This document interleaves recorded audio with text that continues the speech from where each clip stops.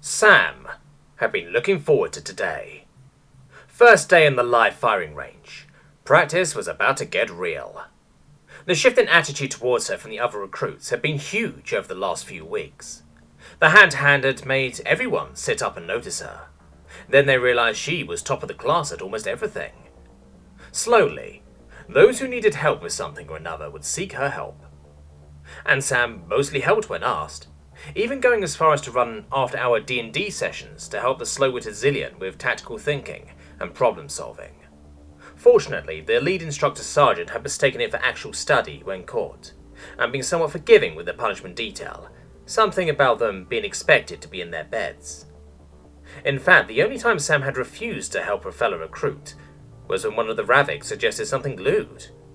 He had received an accidental poke in the eye the next time they had hand-to-hand practice for his efforts.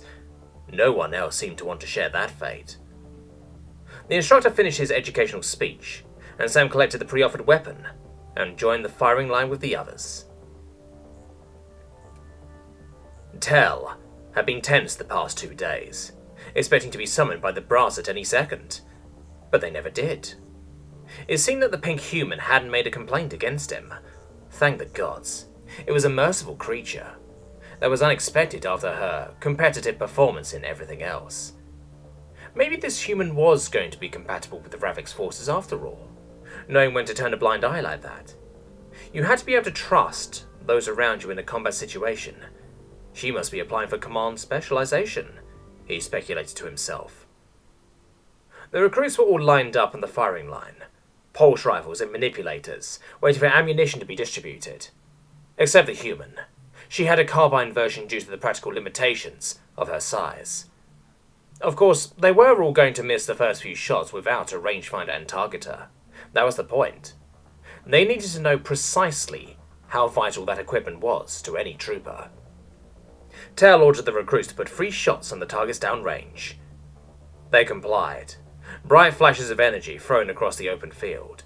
Not a single one hitting anything of importance.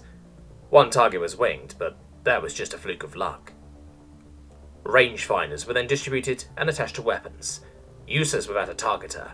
The outcome would be the same. Tell ordered the recruits to put 3 shots on the targets downrange. They complied. Bright flashes of energy thrown across the open field, most not hitting anything of importance. But one target took all 3 rounds dead center, shredding it. The target in front of the pink one. Impossible. Tell ordered the human only to put 3 shots on the target downrange. She complied. Bright flashes of energy thrown across the open field, all 3 hitting the now smouldering ruin of the paper shape. No species could do that. Eyes just weren't meant to focus on targets that far away. Bodies could not be still enough while experiencing recoil to be that accurate.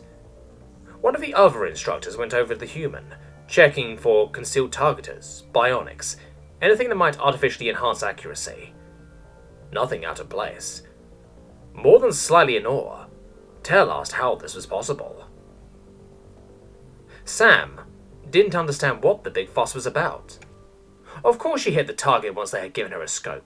Wasn't that the point? They were only 80 meters away or so, about standard distance for scope rifles. Instructor Sergeant Tell insisted that it was impossible to control the recoil properly, or see the targets precisely at the presented distance without technological aids.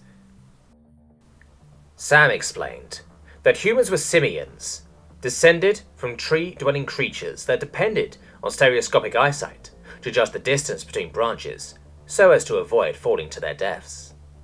These forebearer creatures used upper body strength as a primary locomotion, and thus she had good size-to-strength ratio, enough to tolerate recoil. A little smug, Sam asked the sergeant if he recalled their hand-to-hand match. His annoyed expression said he did. To prove her point further, Sam asked for a full rifle, not just a carbine. After a nodded consent from the sergeant, the next recruit in line handed her his gun. It was comically oversized in her hands, but weighed only a little more. Sam then put 3 shots on her now almost disintegrated target, less accurately than with the carbine, but all shots still hit. This time, the other recruits' oohs and ahs were loud enough to hear. Now it was time to really blow their alien minds. The pink human must be applying for marksman specialization, Tails speculated to himself. Recruit Sam would be wasted in any other branch of service. Still shaken by the day's events, he wondered what this clay pigeon shooting star was about.